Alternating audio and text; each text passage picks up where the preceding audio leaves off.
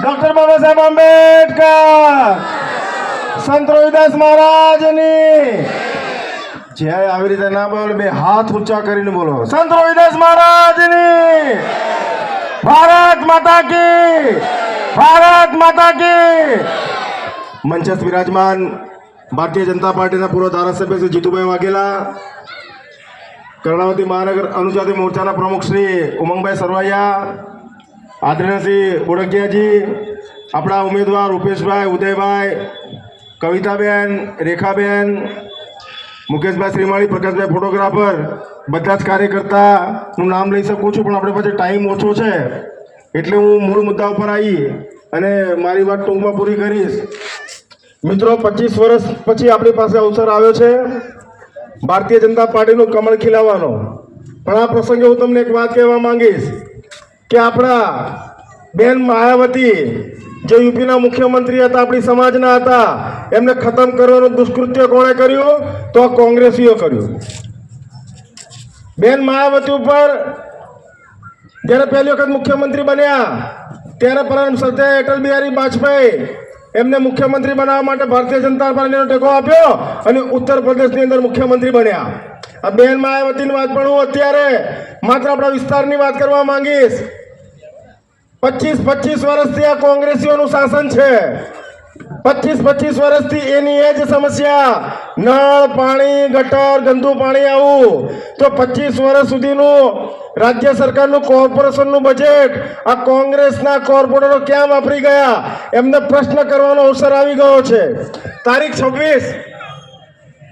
26 April મતદાનનો દિવસ છે.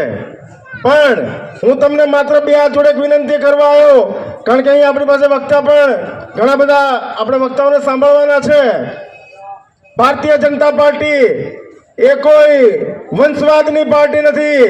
ભારતીય જનતા પાર્ટી એનો કાર્યકર, નાનો કાર્યકર મોટામાં મોટું પદ હાંસિલ કરી શકે છે. એ જ ભારતીય જનતા પાર્ટી નેમ અને એ જ ભારતીય જનતા પાર્ટી નાના કાર્યકર્તાઓનો વિકાસ કરે છે. કવિતાબેન આપણા ચાલીના જ ઉમેદવાર છે. કવિતાબેન આપણા ચાલી વિસ્તારમાંથી જ આવે છે. કોઈ કરોડપતિ નથી, લાખોપતિ નથી. એવી રીતે આપણા રેખાબેન છે, ઉદયભાઈ છે, ઉપેશભાઈ છે, એ પણ ગોમતીપુરના 1 કિલોમીટરના વિસ્તારની અંદર રહે છે. અને 25 વર્ષ બાદ આ નિજામના પંજામાંથી બહુ ચોખ્ખીને સ્પષ્ટ વાત કરું છું, ગોમતીપુરની અંદર સૌથી વધારે મત દલિતોના છે. પણ કોંગ્રેસ એવું કહે છે કે મુસલમાનના મતથી અમે જીતીએ છીએ. આ કહેનારાને તમે મત આપશો? જોરથી બોલો. અને ટુકડે ગેંગ ગોમતીપુરની અંદર ટુકડે ગેંગ મત તોડવા માટે લાગી ગઈ છે. ઓવેસી હૈદરાબાદની પાર્ટી, અહીંયા એને કોઈ લેવા દેવા ખરું? ગુજરાતમાં કોઈ લેવા દેવા ખરું? ઓવેસી એમ કહેતો હોય, એનો ભાઈ એમ કહેતો હોય કે 15 મિનિટ અમને આપી દો, મુસલમાનની તાકાત શું છે એ અમે બતાવી દઈશું. તો આ દલિત સમાજે શું કોઈ બંગડીઓ પહેરી છે ભાઈ? એક સીટ ઉપર એક સિંહ બેઠા છે.